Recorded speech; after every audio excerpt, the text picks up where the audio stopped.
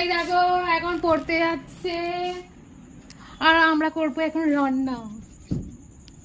এই যে উনুন জ্বালাচ্ছে, কাউকে দেখতে পাচ্ছ না? ভিডিও করছি তো, থোড়ি ভিডিও কল করেছি যে দেখতে পাবে তুমি